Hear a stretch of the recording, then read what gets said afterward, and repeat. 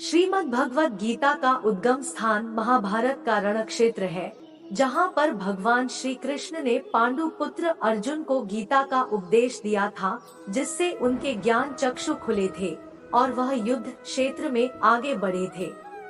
इसी प्रकार आज के मनुष्य के लिए भी ये उपदेश अमृत समान है। इन उपदेशों का सार 18 बातों में समाहित किया गया है, जिन्हें साधारण मनुष्य भी अपने जीवन में अनुसरित कर सकता है और गीता में बताई गई बुराइयों से मुक्ति मार्ग पर अग्रसर हो सकता है।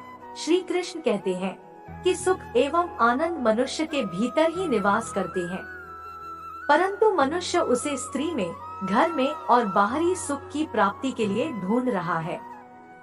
भगवान की उपासना केवल शरीर से ही नहीं बल्कि मन से भी करनी चाहिए। ईश्वर का वंदन उन्हें प्रेम बंधन में बांधता है। मनुष्य की वासना ही उसके पुनर्जन्म का कारण होती है। मनुष्य इंद्रियों के अधीन है, इसलिए उसके जीवन में विकार और परेशानियां आती है। मनुष्य के अंदर धैर्य, सदाचार, स्नेह और सेवा जैसे गुण सत्संग के बिना नहीं आते हैं। श्री कृष्ण कहते हैं, जिस प्रकार शरीर से वस्त्र मैले होने पर बदलते हैं, ठीक उसी प्रकार मन और हृदय में मैल होने से उसे भी निकाल देना चाहिए। जवानी में जिसने ज्यादा पाप किए हैं, उसे बुढ़ापे में नींद नहीं आती है, उसे वह पश्चाताप में बिताते हैं। भगवान ने जिसे संपत्ति दी है, उसे गाय माता की सेवा जरूर करनी चाहिए, इससे भगवान प्रसन्न होते हैं।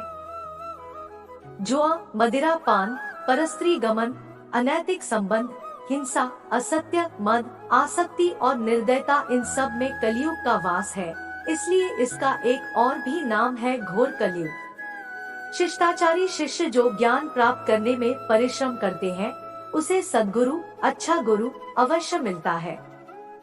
भगवान श्री कृष्ण कहते हैं कि मनुष्य को अपने हृदय को बार बार समझने की कोशिश करनी चाहिए, ईश्वर के सिवाय उसका कोई नहीं है।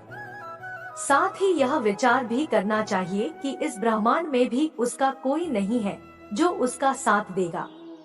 भोग में क्षणिक, क्षण भर के लिए सुख प्राप्त होता है, साथ ही त्याग में स्थायी आनंद है।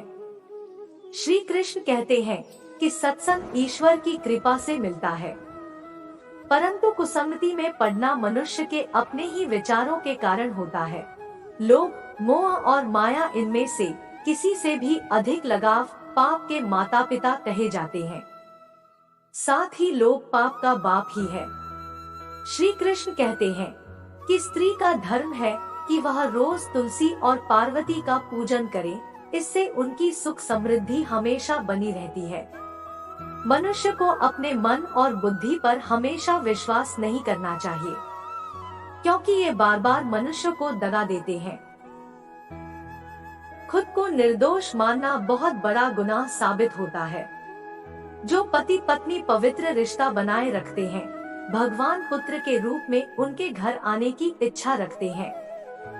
भगवान इन सभी कसौटियों पर कसकर, जांच परख कर ही मनुष्य को अपनाते हैं। इसलिए मन में गलत विचार नहीं रखना चाहिए, सदैव हर किसी के साथ प्रेम भाव से रहना चाहिए।